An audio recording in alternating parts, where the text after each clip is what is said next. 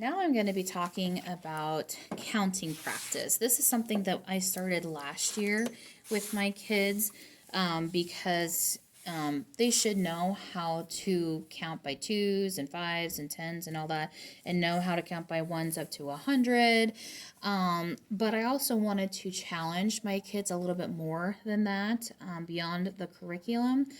And especially since, with rocket drills, they're learning multiplication and division, which travels quicker, which moves a little bit quicker than the Abeka curriculum does. And so in order for them to know multiplication and division, they really need to know how to count by fours and sixes and sevens, which is it's much tougher to do.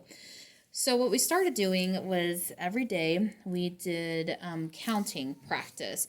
And I made this checklist this year, actually in the middle of the school year, when I realized I need to keep better track of them. So here behind these post-it notes are the kids' names. And then at the top, I have 1 to 20, 21 to 40. It's counting by ones, counting by tens, counting by fives. This is based on level of difficulty. So they starts off easy and it gets a little hard. Obviously, most of them know how to count 100 to 150 and to 200. But since I made this in the middle of the year, we had already gotten this far.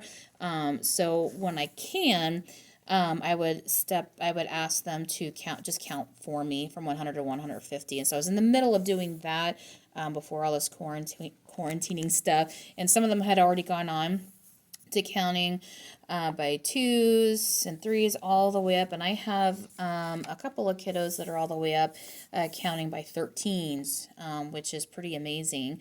And in this last part, create flashcards, which I haven't actually done yet, but my thought process was when they are done knowing how to count by 15s. At that point, I think we've gone as far as we could for first and second grade, and now they can create their own flashcards. So I was going to show them how to make flashcards with note cards and do plus, minus, multiplication, division, and do 20 cards for each. That was my plan. We haven't gotten there yet, of course. So each kiddo has a piece of paper in their folder, and this is not page protected because I figured this is something they'd want to take home when they pass. So this kiddo has their name on it, obviously covered up for their privacy. This says counting by 14, so this kid's pretty far ahead and he's counting by 14s. And knowing this kiddo, he probably already has it all memorized, and that's pretty intense and remarkable for a second grader if you think about it, that this kid can count by 14s without even looking all the way up to 308. So it's wonderful that at the school we're pretty free to challenge kids like these, which is awesome that we can do that. So anyway, they practice on their own. Part of their independent work is practicing their counting practice. Every day I started this year, I set aside a couple minutes while I'm testing one kiddo. They practice with each other. So one kiddo holds their counting practice and they basically test them, and they switch just to kind of get that practice in of testing. And then when they test with me, I should say test, there's no grade with it, they say their counting practice to me. Down here, I write down the date that they pass and they get to take it home. And then we move on to the next counting practice for that kid.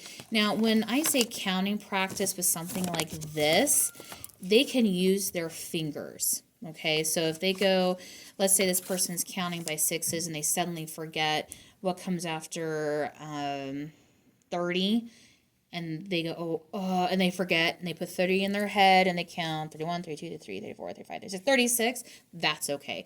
But if they are constantly getting it wrong, let's say this person is going 14, 28, 32, and I stop, nope, wait, say 28, put 28 in your head. Now, obviously, they can't hold up 14 fingers, but I'll say count 14 times, and then that should get them back on track. But if they're constantly getting off track and they're constantly getting them wrong, then I'm going to say they're not quite ready yet to pass this yet, and I'll give it back to them. Not a big deal. I don't usually have tears. They understand they'll be given another chance. But now, when they do something like this is if they know all of them. So if they can do if the, like this kiddo that was counting by 14s, he's already done this. So this says, do you know all of these? This is a counting practice review. Now this is super important that they know these, so that when they get to multiplication and division, they'll know how to count by 6s and 7s. So here they might have to stop a couple times and use their fingers. That's okay. But I want them to be able to count by 3s and 4s and 6s. And if I need to say count by 3s, they should be able to do it like that.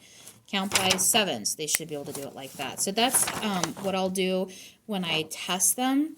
I'll just have the paper in my hand, and they'll tell me, they'll do the counting by 3s, 4s. If they forget something, I'll say, okay, now count by 6s. So it's okay if they don't have them in order, because you don't have to know how to count these in order, right? You don't have to know counting by 3s and then 4s and then 6s. You just have to know how to count by 6s. You just have to know counting by 4s. But I do want them to know counting by 3s, 4s, 6s, 7s, 8s, and 9s before they can get considered passed and move on to the next part. So that is counting practice. These will be in their to-go home folders so they can practice them at home. I am actually going to hold on to the counting practice they've been using in the classroom, just because I don't want to, if school ends up getting back in session here before too long, I don't want to spend all my time getting all these copies ready to go for the for whatever day we get back. So I will go based off of what I know they're working on, and I will print off those copies and send that home. And once at home, if you are able to test them and they are able to move on to the next one, let me know, and I will have those copies ready to be sent home for the next drop off and pick up.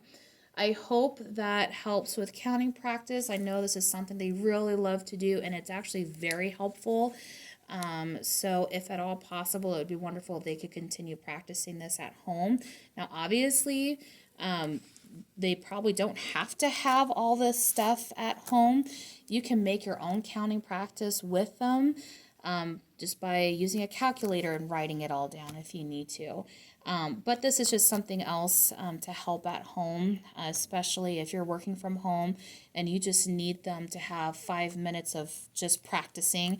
This will be great for them to use. So let me know if you have any questions, and hope you're staying safe. God bless.